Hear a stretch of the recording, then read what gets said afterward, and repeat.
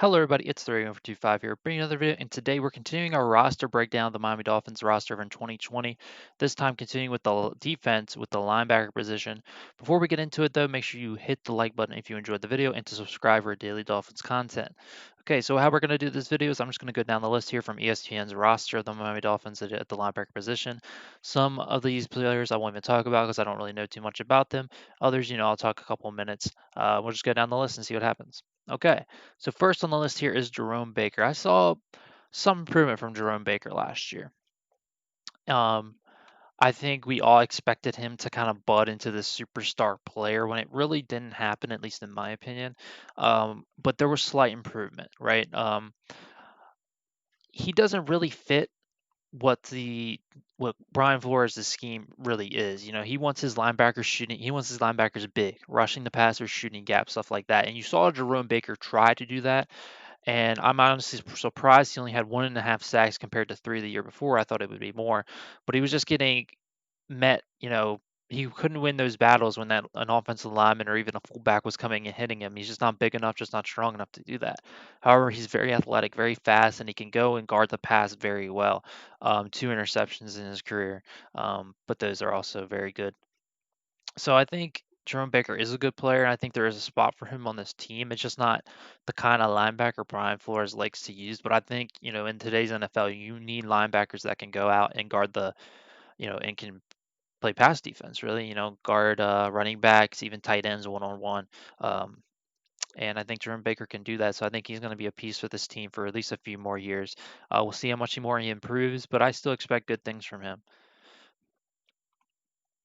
Moving on down the list, we have Vince Beagle. This guy kind of came out of nowhere. We traded Kiko Alonso for him.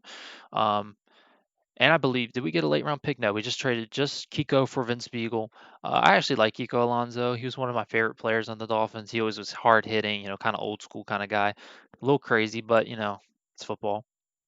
Vince Beagle, he was kind of surprised. I was like, who's this guy? But then he came on. He was getting sacks, he's rushing the passer, stuff like that. He played very well, in my opinion. Um, and it was just this guy, who came out of nowhere. I think he'll be on the team for a few more years. He's nothing crazy. He's your rotational piece, right? He can come in when a guy's tired and perform at a good level.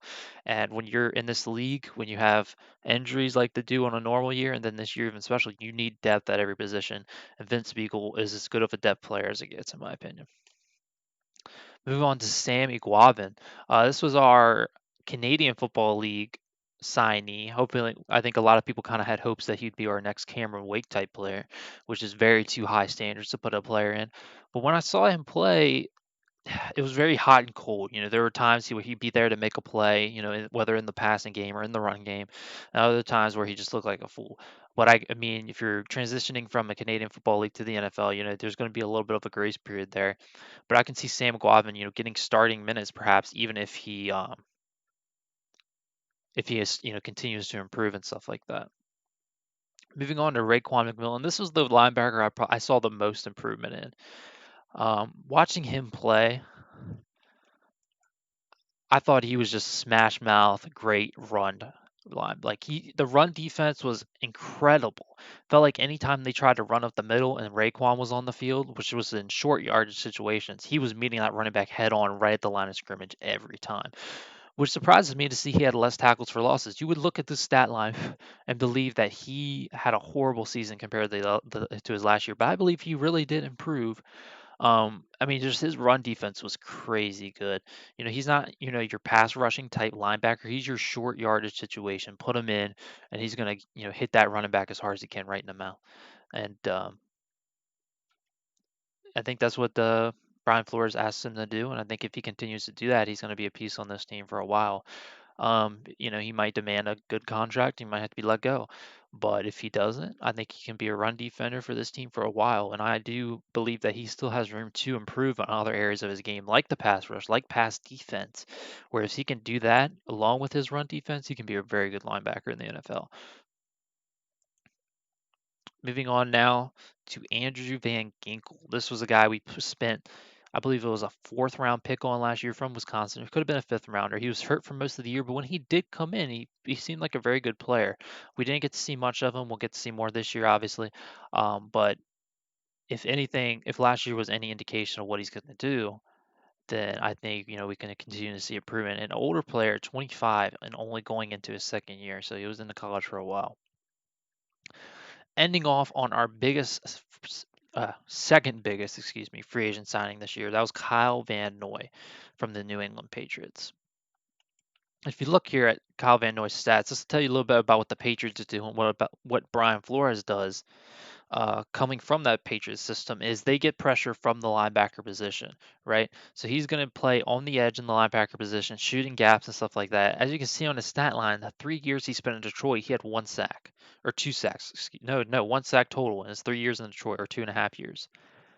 He comes to New England and then 5.5 sacks, 3.5 sacks, 6.5 sacks. He's not going to be rushing the passer every play though, but when he does, he can get there and be disruptive. 10 QB hits in 2018, 15 last year.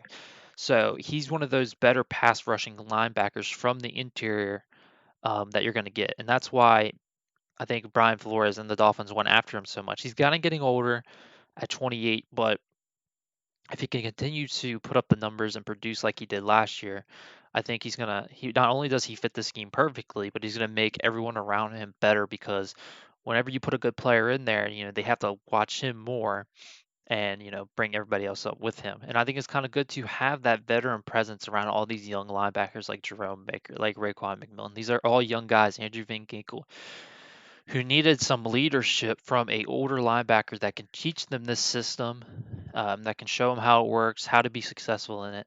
And I think Kyle Van Noy can be that. Will he live up to his contract? Maybe.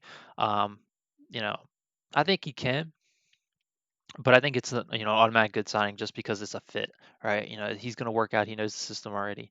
He's going to go in there day one, week one, 2020, be a great starter for us, and be produce numbers and play at a high level. So it's a good signing there. Looking at this linebacker core, just its big picture, I have high hopes for it. I think I've said that about every single position on this team, but it's true, right? We're so young.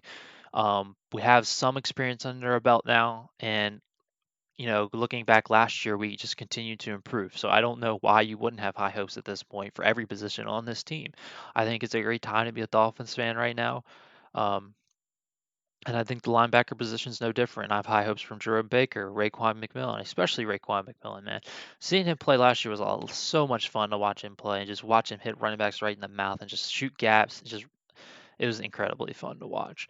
So I have high hopes for this. Sammy Guavin, he could turn out to be something. He's undersized, but hey, that doesn't, always mean that you're not going to be an effective player in the NFL. Aaron Donald's undersized D tackle and the best player in the NFL, so doesn't always mean anything. We'll see how this, linebacker core can gel together. Can Kyle Van Noy bring everybody else up along with him? We'll see. But I have high hopes. Let me know what you guys think. Who you guys think is going to improve more? Jerome Baker, Raekwon McMillan? Do you think Kyle Van Noy was worth the money? Let me know down in the comment section below. We're here to discuss things. We're all Miami Dolphins fans here, so let's discuss it and have some fun doing it. So thank you guys for watching. We'll end the series tomorrow with the cornerback or the DBs. I'm sorry, which I'm very excited to talk about. But until then, thank you for watching, and I'll see you next time.